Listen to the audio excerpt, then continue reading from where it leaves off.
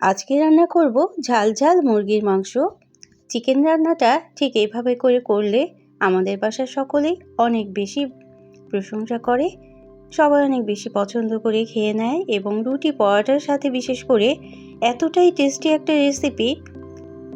এইভাবে করে রান্নাটা করলে সবাই কিন্তু মুখে স্বাদটা লেগেই থাকবে।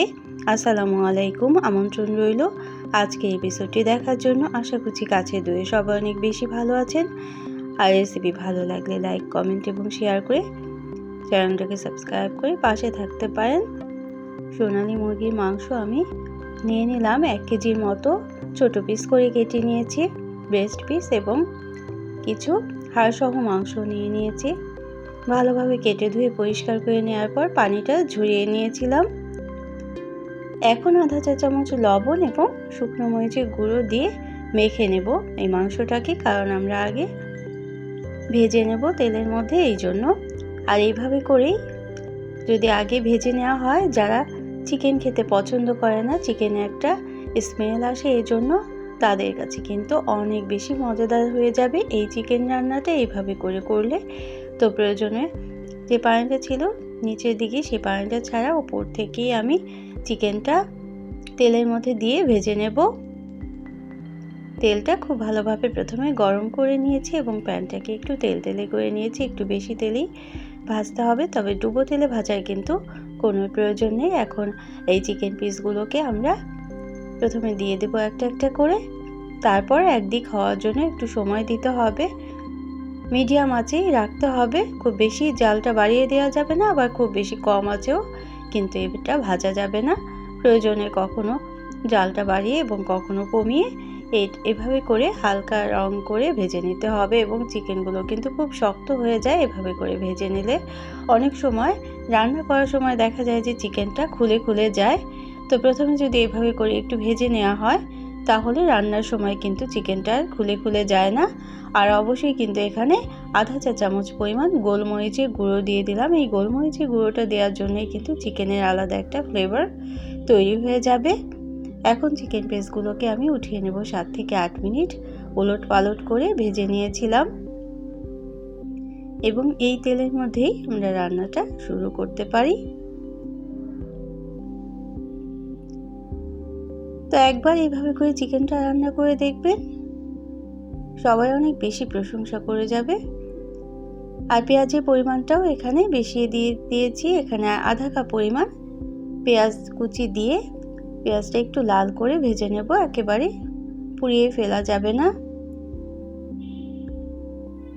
তারপরে 1 চা চামচ পরিমাণ লবণ, 1 চা চামচ ধনে গুঁড়ো, 1 টেবিল চামচ পরিমাণ শুকনো মরিচের গুঁড়ো এবং 1 চা চামচ হলুদ গুঁড়ো দিয়ে, 2টো দারচিনি এবং 3টে এলাচ দিয়ে এলাচের মাথাটা ফাটিয়ে নিতে হবে। তারপর মশলাটা কষিয়ে নিতে হবে।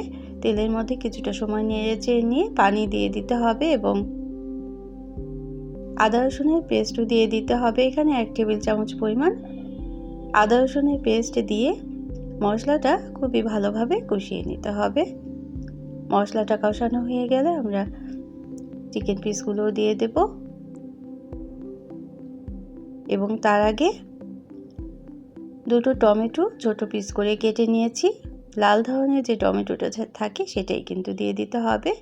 এখন নেড়ে নিতে হবে, টমেটোটা নরম হয়ে যাবে। চিকেনটাও এই যে পানিটা ছিল মশলা কষানোর, এই পানির মধ্যেই 10 মিনিট নেড়ে নিতে হবে। তাহলে কি হবে, যে মশলাটা চিকেনের গায়ে খুব ভালোভাবে লেগে যাবে। আর যদি আগেই পানি দেওয়া হয় তাহলে কিন্তু মশলাটা চিকেনের মধ্যে ঢুকতে পারবে না। এজন্য এই যে পানিটা উঠেছে, টমেটোর যে পানিটা, এই পানিতেই কিন্তু আমি প্রায় 10 থেকে 15 মিনিট কষিয়ে নিয়েছি মাংসটাকে। আর এইভাবে করেই কিন্তু চিকেন রান্নাটা অনেকটাই সুস্বাদু হয়ে যায়।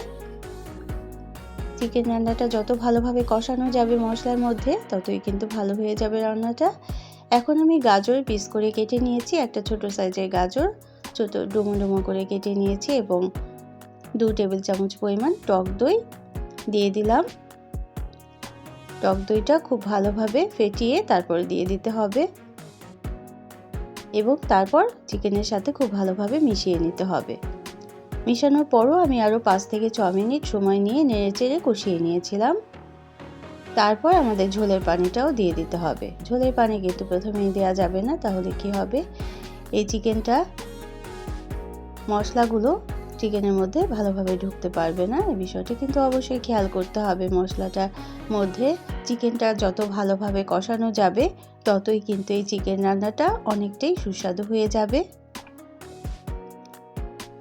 তো এই পর্যন্ত যারা দেখলেন, একটা লাইক দিতে ভুলে গিয়েছেন, অবশ্যই একটা লাইক দিয়ে দিতে পারেন, প্রয়োজনে কমেন্ট করতে পারেন এবং শেয়ার করতে পারেন ফ্রেন্ডস অ্যান্ড ফ্যামিলির সাথে। আর যারা প্রথম ভিজিট করছেন তারা চাইলে চ্যানেলটিকে সাবস্ক্রাইব করে বেল বাটনটাকে একটা প্রেস করে রাখবেন, তাহলে নোটিফিকেশন পেয়ে পরবর্তী রেসিপিগুলো দেখে নিতে পারবেন। তো এখানে আমি 1 কাপ পরিমাণ হালকা গরম পানি দিয়ে দিলাম। এখন ঢেকে দিতে হবে মাংসটা কুক হওয়ার জন্য বা সিদ্ধ হওয়ার জন্য। যদিও চিকেন খুব বেশি সময় লাগে না সিদ্ধ হতে, এজন্যই কিন্তু পানির পরিমাণটা বুঝে শুনে দিতে হবে। যদি খুব বেশি ঝোল রাখা হয় তাহলে পানি একটু বাড়িয়ে দিতে পারেন, আর যদি ঝোলটা একটু মাখা মাখা রাখা হয় তাহলে পানির পরিমাণটা কম করেই দিতে হবে। আমি মাখা মাখা ঝোল রাখবো, এজন্যই কিন্তু কম করেই দিয়েছি। আর এখানে আধা চা চামচ পরিমাণ গরম মশলার গুঁড়ো, আধা চা চামচ জিরে গুঁড়ো এবং 1/4 চা চামচ কালো গোলমরিচের গুঁড়োটা দিয়ে দিলাম। কালো গোলমরিচের গুঁড়োটা কিন্তু চিকেনের স্বাদ বাড়াতে অনেকটাই বেশি সাহায্য করবে এবং গরম মশলা গুঁড়োটাও কিন্তু এই পর্যায়ে অবশ্যই দিয়ে দিতে হবে। তো এরকম অল্প অল্প ঝোলই রাখবো, এই জন্য কিন্তু আমি আর 5 মিনিট ঢেকে রেখে একেবারে লো আঁচে ঢেকে রেখেছিলাম এবং তারপর নামিয়ে পরিবেশন করে নিয়েছিলাম। আর কাঁচামরিচটা আমি দিয়েছি জাস্ট ফ্লেভারের জন্য, কারণ আমাদের শুকনো মরিচের যে ঝালটা তাতেই কিন্তু অনেকটাই ঝাল হয়ে গিয়েছে এই মাংসটা। তো যারা অনেকেই আছেন বিফ খেতে খুব বেশি পছন্দ করেন, চিকেন একেবারেই পছন্দ করেন না খেতে, তারা একবার এভাবে করে রুটি পরোটার সাথে চিকেনটা রান্না করে কিংবা খিচুড়ির সাথে এভাবে করে রান্না করে খেয়ে দেখতে পারেন। নিরাশ হবেন না আশা করছি। তো অন্য কোনো দিনে অন্য কোনো রেসিপি নিয়ে আসবো। সেই পর্যন্ত সবাই অনেক বেশি ভালো থাকবেন, আর আমরা সবাই সবার জন্য দোয়া করব। তো সব রান্নাই যদিও একটা প্রসেস অনুযায়ী করা হয়, তারপরেও নিজস্ব কিছু রুচি এবং পছন্দ রান্নাতে কিন্তু অবশ্যই ব্যবহার করতে হয়। রুচি পছন্দ অনুযায়ী ঝালটা কিন্তু বাড়িয়ে কমিয়ে দেওয়া যেতে পারে। আর অনেক সময় একেবারে বাচ্চা মুরগি দেখা যায় যে কম পানি দিয়ে রান্না করলে খুব সুন্দর সিদ্ধ হয়ে যায়, কিন্তু একটু বড় টাইপের মুরগির মাংসগুলো একটু রান্না করতে বা সিদ্ধ হতে একটু বেশি সময় লাগে, সেক্ষেত্রে কিন্তু একটু বেশি পানি দিয়েই রান্নাটা করে নিতে হবে। এই বিষয়গুলো লক্ষ্য রেখেই কিন্তু রান্না করতে হবে এবং এই কথাগুলো কিন্তু আমি বললাম নতুন রাঁধুনিদের জন্য। আমরা সবাই চিকেন রান্না করতে পারি।